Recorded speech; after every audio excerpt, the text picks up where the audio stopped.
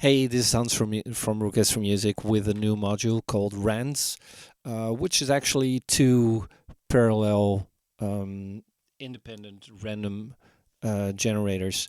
And I think actually the first thing that I want to do is show you some of the images just by using a slow scope in there. So I'll link this up to this. And what's randomize does is, first of all, it creates a normal standard sort of sample and hold, and the sample and hold has a couple of options that you can work with. You have a couple of switches for the mode, where this first one is a stepped mode and the next one is also a step mode, but there is already some smoothing going on there. And the last is sort of a drifting modulation between those values. So if I go back to the first step value, you get something like this. Then you have your range, where the first range is from 0 to 5 volts. The next one is from minus to plus 5 volts. And the next one is a custom value where you can use your min and max values that can go up to from minus 10 to plus 10, so you can set whatever value you want in that case to set the values for your, or the range for your sample and hold. Then there's a probability. So if I go back to the standard 0 to 5 and I excuse me, I'll dial the rate back a bit, and I'll change the probability. That's what prob is for. So what prob does is it can actually change the probability of the next click or the next step in the sequence, so to speak. And of course there's a slew or a glide way in there as well, so you can glide those values like this. And apart from that, there's a bias, so you can actually turn the values down if you want to. And the seed is changing the actual randomization. So that's basically that for the knobs. Then besides the mode, there was the mode that goes from stepped to smooth to, and the smooth obviously, yeah, the slewing does affect that as well. So if I go from stepped into smooth, then I already have some smoothing going on. If I go into the drift mode, you get this kind of range. Range, already talked about that. And the next one is the quantize. So that means that if you have step like this, you can decide if you have no quantization, or if you have a chromatic quantization, or if you have a scaled quantization.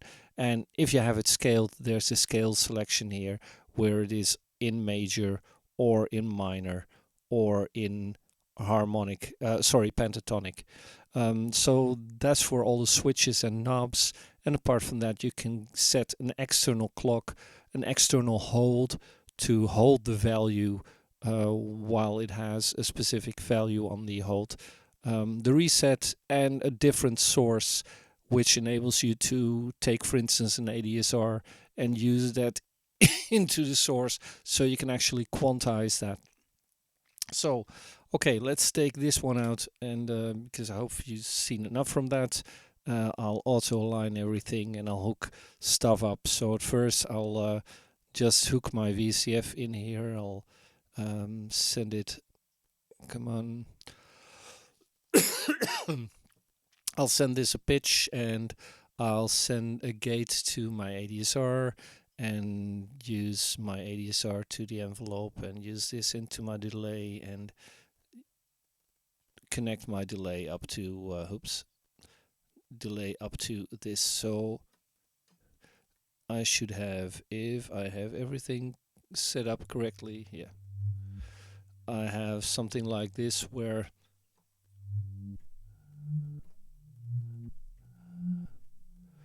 I've got a slow ADSR. Well, let's set it more normal. something like this, and I'll set something like this. Well, I could, for instance, use my output. Those are not labeled, but these lower ones are the outputs. So I could take that and maybe put that into my gate. So now, since I have probability on, it's not going to give me a straight gate all of the time. So if I dial this up to 100%, it should normally give that, but it's dependent, of course, of the range that I have. So if I dial that up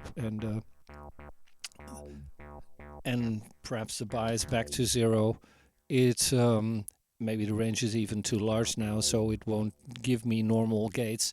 But first of all, let's just dial the value of this up so I don't get gates. I'll take that gate out and put this into my frequency modulation.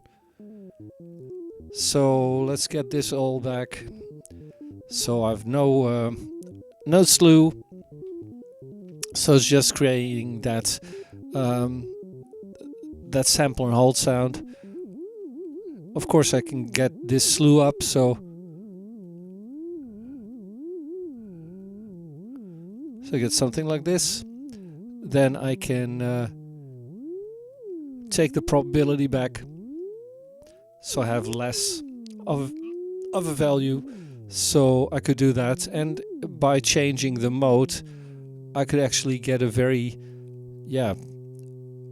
shallow range of this by using this sort of drift value. So if I just want an oscillator to drift a bit, I could do something like this. I could even set the range or the rate higher, but it will not change that much because it's already smoothed, and it also has a different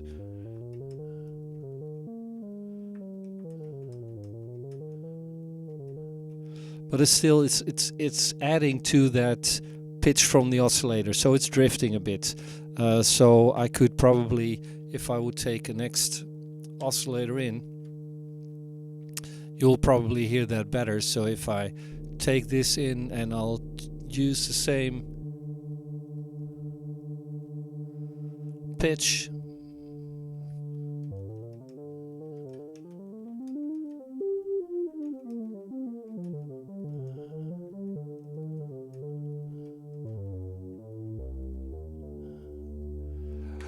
whereas of course if I change this back, I'll get a higher range of that that randomization, and if I'll dial more up,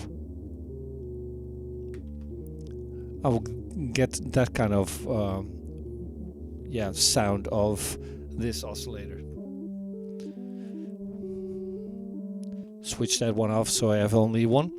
But what I could also do, for instance, is I have this source input, and if I take my envelope output into my source, and I'm going to take this out of the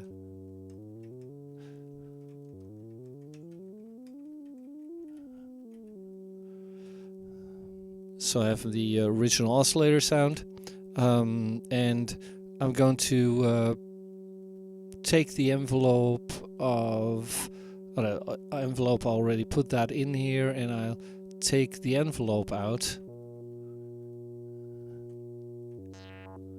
So now this is now being quantized by the randomizers and by the randoms. So I could, if I take this down, and I'll set my range from 0 to 5, that would be okay.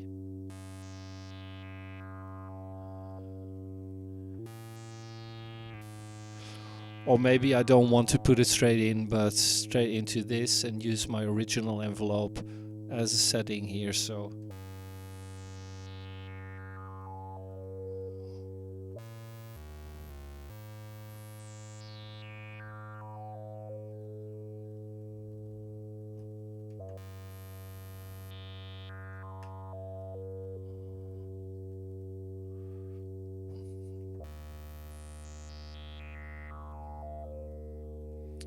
And even then I could use something like the hold, for instance, to decide when it's going to send those values out, because this now decides the standard version. Or I could clock it.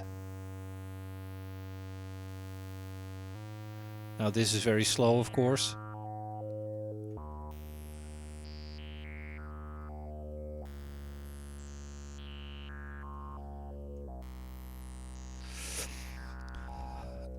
I do have some things in here like a random LFO or something like that to take the values from this, and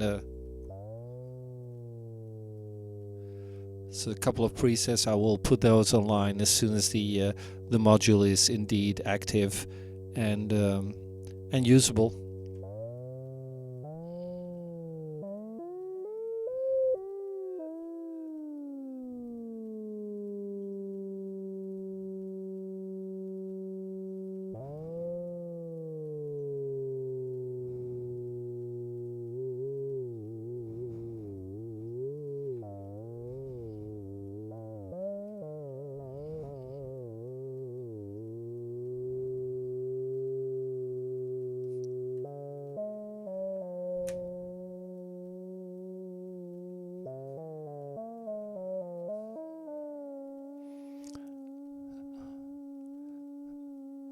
Nice drifting sound.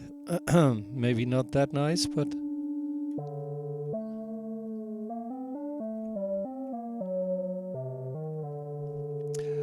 something like this could also be useful to actually change the pulse width, for instance, of something like this to. And then the range obviously can matter. So if I set the range maybe even to minus max and decide myself how deep that would be.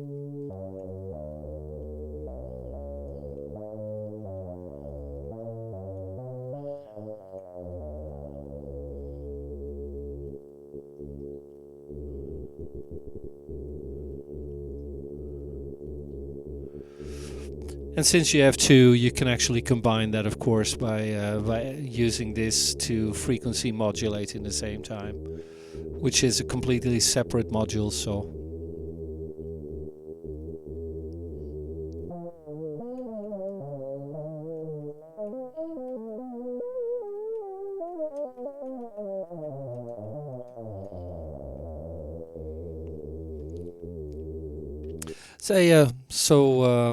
that's RANs for you, and it's one of those things that you can use to just give that extra life to whatever, unless you just want the standard sample and hold.